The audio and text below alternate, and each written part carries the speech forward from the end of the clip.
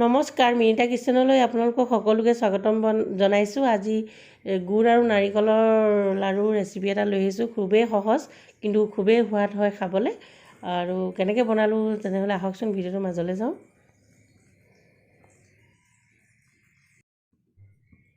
এই নাৰিকলখিনি মই মিক্সিত খুন্দি লৈছোঁ এই ধৰণে। অলপ কেমেৰাটো আপোনালোকে যদি মিক্সিত খুন্দে এনেকৈ ওপৰৰ কলা অংশটো গুচাই ল'ব। আৰু এতিয়া কেৰাহীখন মোৰ গৰম হৈছে, মই মিক্সি দি দিছোঁ। আৰু যদি ৰুকি লয় তো ৰুকনি ৰুকিয়ে ল'ব। যদি মিক্সিত খুন্দে তেতিয়াহ'লে কিন্তু কলা অংশখিনি গুচাই ল'ব।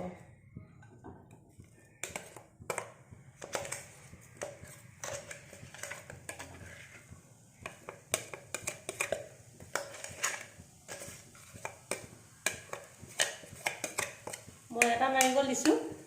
নাৰিকলটো খুব বেছি ডাঙৰ নহয়, সৰু। আৰু নাৰিকলৰ চাইজটোৰ লগতে কথা, কাৰণ ইমানখিনি এতিয়া মই হেৰি হৈছে ইয়াতে।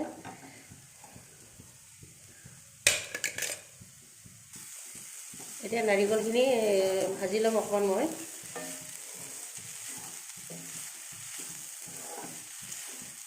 যদি আপোনালোকে নাৰিকলৰ লাড়ু বনায় তেতিয়া কিন্তু একদম চাহ কেৰাহী এখন ল'ব, তেল নথকা, মানে তেল লাগি থাকিলে মানে নাৰিকলখিনি কালাৰটো ৰংটো ৰঙা হৈ পৰে। কিন্তু এতিয়া মই গুড়ৰ লাড়ুহে বনাম, গতিকে যিকোনো এখন কেৰাহী লৈছোঁ। আৰু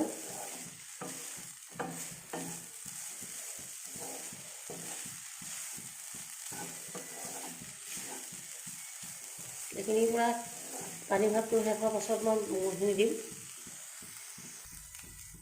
যিহেতু এতিয়া প্ৰায় মানুহৰ ঘৰতে বিহু পিঠা পনা লাড়ু শেষ হৈছে, হয়নে? পিঠা পনা যেতিয়া শেষ হৈ যায় ঘৰত, তেতিয়া আৰু বেছি খাওঁ লাগে, নহয় জানো? বিশেষকৈ লাড়ু। গতিকে এই ধৰণে বিহুৰ পাছতো বনাই খাব ভাল লাগে। মই এতিয়া নাৰিকলখিনি পূৰা অলপ কেঁচা, যেতিয়া পানী, যিখিনি নাৰিকলৰ পানী কেঁচা ভাৱ থাকে সেইখিনি নোহোৱালৈকে ভাজিম আৰু নাৰিকলখিনি। এতিয়া নাৰিকলখিনি প্ৰায় মোৰ ভজা হৈ গৈছে। এতিয়া মই ইয়াতে গুড় দি দিছোঁ। গুড়খিনি, গুড়ৰ পৰিমাণটো আপোনালোকে নাৰিকলটো চাইজৰ লগত কথা, কাৰণ নাৰিকলটো ডাঙৰ হ'লে অলপ বেছিকৈ দিব লাগে। আৰু মই এতিয়া নাৰিকলটো সৰু আছিলে, গতিকে কিমান গুড় সেইখিনি ক'ব নোৱাৰিম। আৰু জোখটো আপোনালোকে নিজে নিজে অনুমান কৰি দিব, নাৰিকলখিনি চাই পিনি। আৰু এতিয়া এইখিনি কম জুইত ভাজিম।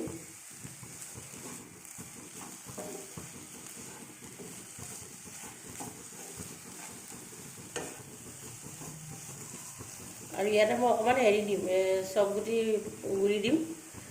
চপগুটি গুড়িখিনি আপোনালোকে দিবও পাৰে, নিদিবও পাৰে। মই এনেই গোন্ধটো অলপ খাবলৈ ভাল লাগিব, কাৰণ গুড়ৰ লাড়ুহে বনাইছোঁ। গতিকে ৰংটো বেয়া হ'লেও কথা নাই।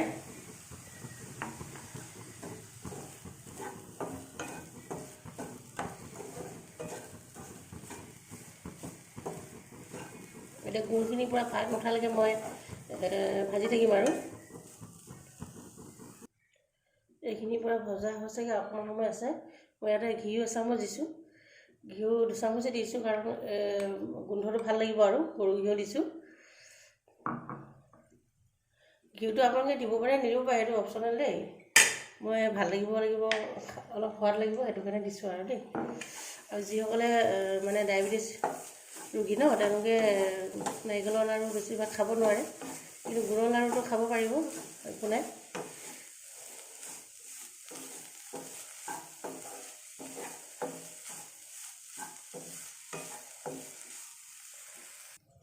এতিয়া এইখিনি হৈ গৈছে মোৰ, মানে এনেকৈ চুই চাইছোঁ আৰু আঠাটো হেৰিটো লাগিছে।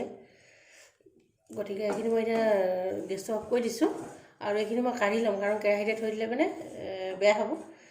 কাঢ়ি লোৱাৰ পাছত আপোনালোকক দেখাই আছোঁ আকৌ বনোৱাটো। এতিয়া মই বান্ধিছোঁ, এয়া ধুনীয়া হৈছে। এয়া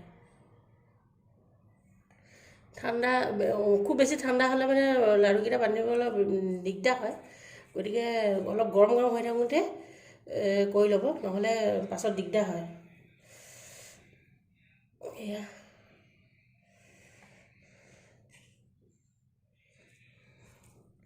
পটুকে এই ধৰণে বান্ধ খাইছে।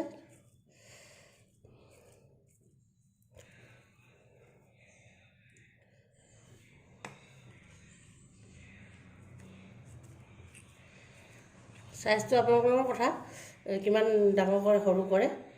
মই আৰু মিডিয়াম চাইজ কৰিছোঁ, বৰ ডাঙৰো কৰা নাই সৰু কৰা নাই। এইটো অলপ ভাঙিয়ে থাকিলে এই ধৰণৰ কৰিছোঁ আৰু চব গুটি দিছোঁ যে মাজে মাজে চব। আৰু গুড়ৰ পৰিমাণটো আপোনালোকে যদি বেছি মিঠা খায় বেছিকৈ দিব। মই বৰ বেছি মিঠা হ'লে আমাৰ ঘৰত বিশেষকৈ বেয়া পায়, গতিকে মই গুড়টো একদম কমকৈ দিছোঁ। বাকীকেইটা মই বনাই ল'ম আৰু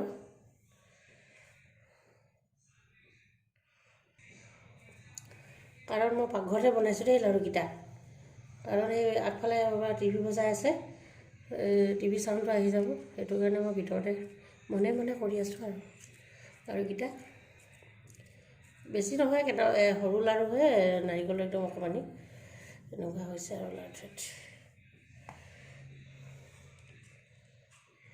গতিকে পুটুকৈ হৈ যাব এইকেইটা বনাওঁতে। অলপ গৰম গৰম আছে কিন্তু দেই, হেৰি চুওঁতে অলপ গৰম গৰম আছে, গতিকে আপোনালোকে অলপ সাৱধানে কৰিব আৰু একেবাৰে ঠাণ্ডা হ'লেও লাড়ুকেইটা নুঠে যে, গতিকে গৰম গৰম হৈ থাকোঁতে কৰিব লাগিব।